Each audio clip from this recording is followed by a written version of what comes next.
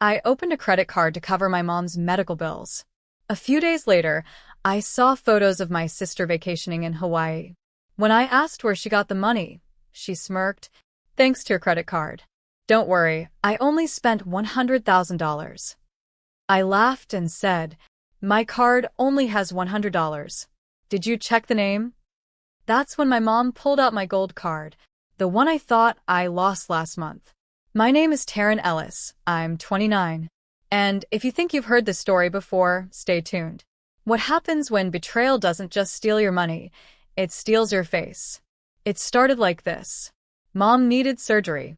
Nothing cosmetic, a real emergency. Hospital bills, prescriptions, aftercare, the works. She said, we just need a little help until Medicare kicks in. So I opened a card. Small limit. Under my name. Carefully controlled. But that wasn't the card my sister used. No, that one was gold. High limit. Hidden under paperwork I hadn't looked at since college. I froze when Mom pulled it from her purse. I thought it was mine, she said, voice as brittle as dry leaves. It has my name on it, I replied. She blinked. Didn't apologize. Didn't even look sorry. That night, I checked the balance. $103,421.88. All posted under luxury brands, resorts, flights. Then I checked the IPs. Every single charge came from a beachside Airbnb in Maui. My sister had been tagging herself in photos, geotags, and cocktails, like she wanted me to find it. But she made one mistake. She thought the card was under my name. It wasn't. It was under my business. And she just committed six-figure fraud against a registered LLC. With insurance. And a lawyer on retainer. Game on. The gold card wasn't mine, not in the personal sense. It belonged to the LLC I built from scratch. Ellis Social Strategies. A marketing consultancy with real clients, real liability insurance, and a business account flagged for fraud protection. Which meant every cent she spent. It was now an official financial crime. I closed the card, filed the report, then made a phone call I never thought I'd make. To my corporate attorney, Maya Hensley. She didn't gasp. She didn't flinch. Just said, you want civil or criminal?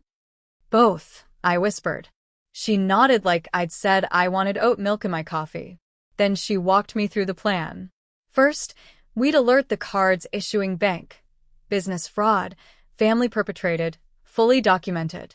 Then we'd pull every receipt, every transaction log, every geostamp charge. And we'd use it to file a claim, one that'd trigger a federal inquiry if the amount exceeded $50,000. It did. Twice over. The next step was messy. I had to text my sister. Me. Hey, just found out what you did. Hope the pina colada was worth it. You'll be hearing from the fraud unit soon. She replied with 3 laughing emojis. Then, her. You wouldn't dare. We're family. There it was. The shield. Family. Used like armor. Like magic words that make theft sentimental. But I wasn't that girl anymore. I screenshotted her text. Sent it to Maya. She wrote back. Perfect. Thanks for handing us motive. That night I got a call from my mother. Her voice was sharp, flat. Not sick.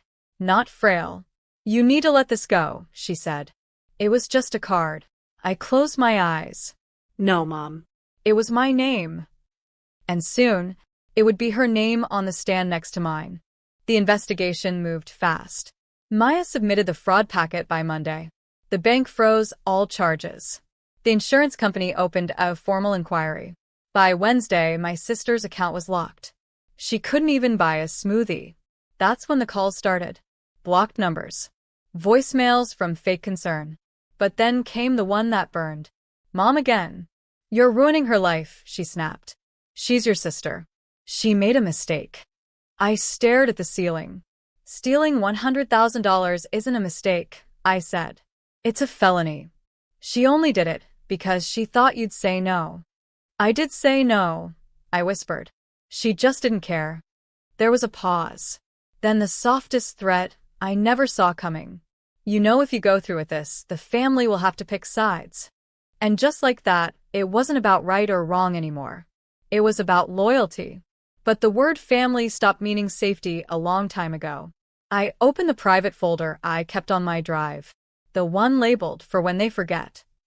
It held years of screenshots. Bank transfers I never got back. Messages where I paid for rent, tuition, and bail, all quietly. All because you're the responsible one. I selected the most damning ones. Sent them to Maya. We attached them to the fraud case. Built a timeline.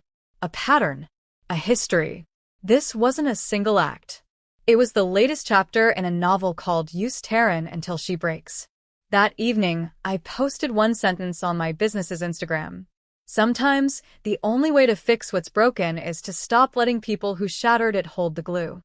The comments poured in. And that night, someone egged my car, cracked the windshield. I filed the report. Then I ordered security cameras. The windshield crack spidered outward, like the truth itself, splintered, visible, irreversible. I knew who did it. Not directly, but by instruction.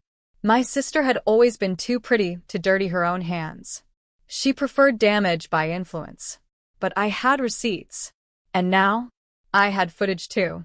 The camera caught a shadow. A license plate. Wes forwarded it to law enforcement. And with that, the game stopped being quiet. 2 days later, my sister was served. Officially. Legally. A fraud complaint backed by corporate counsel. She showed up at my doorstep the next morning. Didn't knock. Just stood there, arms folded, sunglasses hiding her shame like it was a designer brand. "I can't believe you dragged this into court," she said. I opened the door just wide enough for her to see my expression. "I didn't drag anything," I said. "You charged your betrayal." She stepped forward. "You really want to destroy your own sister over money?" And that's when it hit me. It was never about money. It was about entitlement. She didn't want cash, she wanted access. To my effort, my reputation, my resources. My identity was just a tool to her. I didn't answer her question, just handed her a copy of the subpoena and said, "You have 10 days to respond, or it moves to court." Then I closed the door. She screamed at the wood, called me selfish, called me cold. But that night, I slept better than I had in years. Because choosing peace doesn't always mean avoiding conflict. Sometimes, it means finally being willing to confront the war you've pretended wasn't happening. And I was just getting started. Her silence was loud after that. No texts. No threats. Just the quiet before the paperwork storm. Because while she stayed busy pretending I didn't exist, my attorney stayed busy proving I did, and that she'd impersonated me with full financial intent. The bank forwarded us more data. Time-stamped IP addresses. Device logs. A flagged login attempt from her apartment the day she, accidentally, activated the gold card. Maya smiled when she saw it. That's the nail. And then came the second blow. The insurance company issued a formal response. Claim approved. Full fraud protection enacted. Charges refunded. Account cleared. My business account returned to normal, but the case didn't. Because once insurance pays out, the company has the right to pursue the thief for restitution. And now they were. Not just me. Them. She wasn't facing just a lawsuit from her sister. She was facing financial recovery from a billion-dollar insurance provider. And suddenly, she remembered how to beg. I found her email at midnight. Subject: Please, Taryn. She wrote like a martyr. Said her life was falling apart. Said she was going through things when she took the card. Said mom was sick and she panicked. Funny, she didn't look panicked sipping Mai Tais in Maui. She ended with, "If you drop the case, I'll pay you back. Swear on everything." I replied with one sentence. "Pay the insurance company. They own the debt now." No response. But 2 hours later, I got a new email. From my mother. It read, "What kind of daughter ruins her own family for the sake of proving a point?" I didn't answer. Because what kind of mother lets one daughter rob the other blind? And calls it loyalty? The case went public faster than I expected. I hadn't told anyone outside legal. But somehow, the story leaked, maybe a bank employee, maybe her own guilt. All I knew was, My name was suddenly in hushed whispers at the office. And hers? In headlines. Woman faces $100,000 fraud accusation after using sister's business card for Hawaiian vacation. The photo wasn't even flattering. Sunglasses on her head, cocktail in hand. Still looked smug.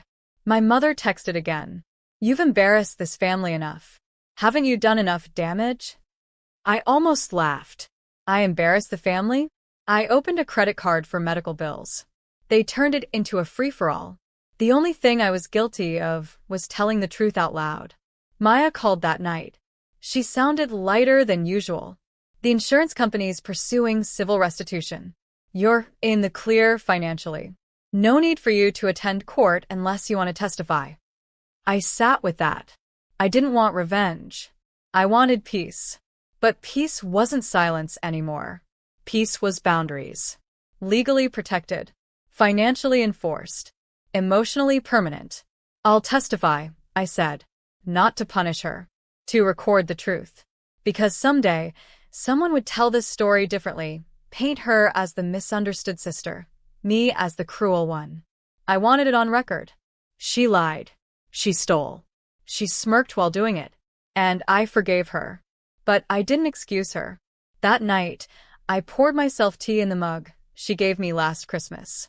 The one that said best sister ever. I dropped it in the trash. Didn't slam it. Didn't cry. Just let it fall quietly, the way all false things should. And in that silence, I felt something I hadn't in weeks. Freedom. The courthouse was cold. Not just the air, but the energy. My sister sat across the room, flanked by her lawyer and draped in fake humility. No more sunglasses. No more beach selfies. Just a beige sweater and a carefully chosen frown. She didn't look at me once. The judge asked the usual questions. Maya handled most of it. But when the prosecutor asked if I'd like to speak, I rose. Not with rage. With clarity. I'm not here for revenge, I said. I'm here to reclaim my name. I told the court about the bills I paid. The card I opened for a mother's care. The moment I saw the Hawaii photos. And how the laughter in those pictures sounded louder than any apology ever sent. I ended with this. She didn't steal money. She stole trust. She took my face, my credit, and wore it like a mask to buy a vacation. The courtroom stayed silent. And when I sat down, I felt no fear. Because this time, I hadn't swallowed the betrayal. I'd spoken it. The ruling came swiftly. She was ordered to pay restitution, not to me, but to the insurance company. Her assets would be monitored. Any attempt to open new lines of credit would trigger a report. Legally bound. Publicly documented. Financially cornered. Outside the courthouse, I walked past her. She whispered, "Are you happy now?" I stopped. "I'm whole now." She scoffed. "You think this makes you better than us?" I turned fully, looked her in the eyes. "No," I said. "It just makes me free from you." Then I walked away. That night, I closed the last tab on my laptop. Fraud reports. Bank statements.